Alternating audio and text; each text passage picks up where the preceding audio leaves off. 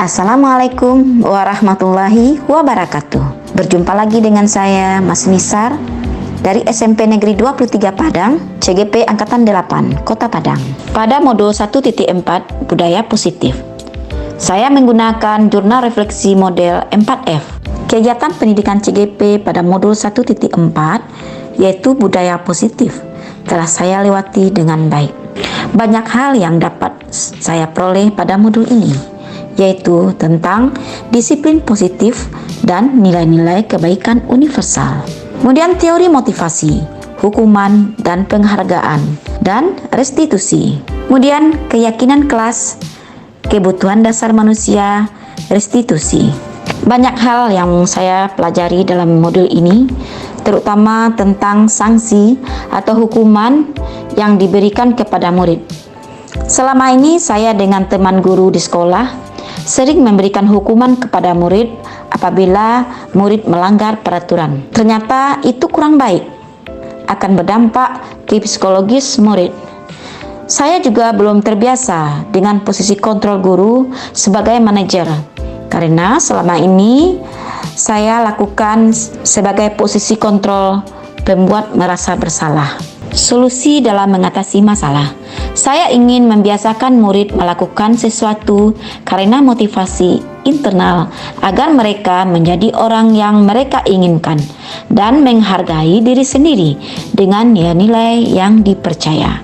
Saya akan menerapkan posisi kontrol sebagai manajer di sekolah saya. Perasaan saya selama pembelajaran berlangsung, yaitu saya merasa senang dan bersemangat dalam mempelajarinya. Dan saya akan menerapkan modul 1.4 Budaya Positif di kelas dan di sekolah saya. Pembelajaran yang saya dapatkan yaitu hukuman bersifat tidak terencana atau tiba-tiba, karena murid tidak tahu apa yang akan terjadi. Hukuman bersifat satu arah, sedangkan konsekuensi itu sudah terencana, disepakati, sudah dibahas dan disetujui oleh murid dan guru. Keyakinan kelas bersifat lebih abstrak daripada peraturan yang lebih rinci dan konkret, dibuat dalam bentuk pernyataan universal dan positif. Kebutuhan dasar manusia yaitu kebutuhan akan bertahan hidup, kebutuhan untuk merasa diterima, kebutuhan akan kebebasan, kebutuhan akan kesenangan, dan kebutuhan akan penguasaan. 5 posisi kontrol, yaitu pembuat hukuman, pembuat merasa bersalah, teman, pemantau, dan manajer. 3 tahapan segitiga restitusi. 1. Menstabilkan identitas.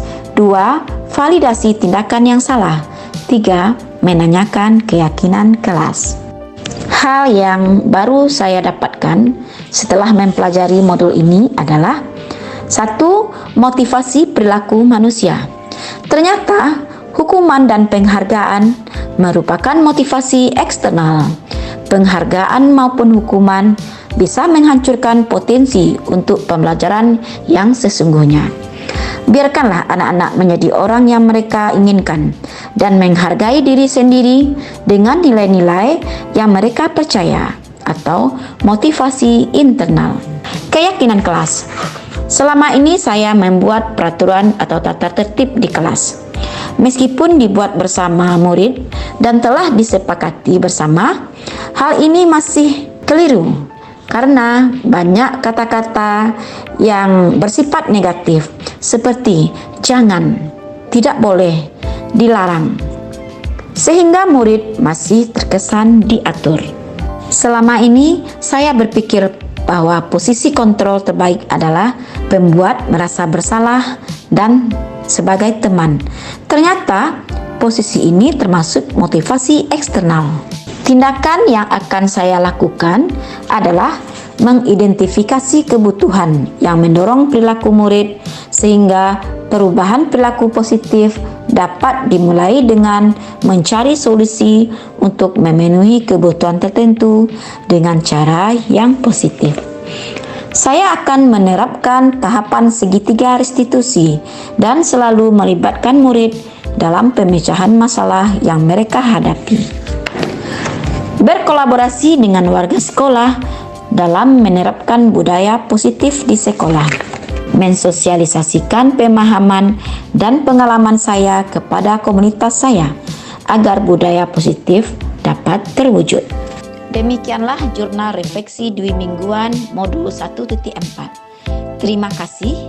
Salam guru penggerak, tergerak, bergerak, menggerakkan. Akhir kata, wassalamualaikum warahmatullahi wabarakatuh.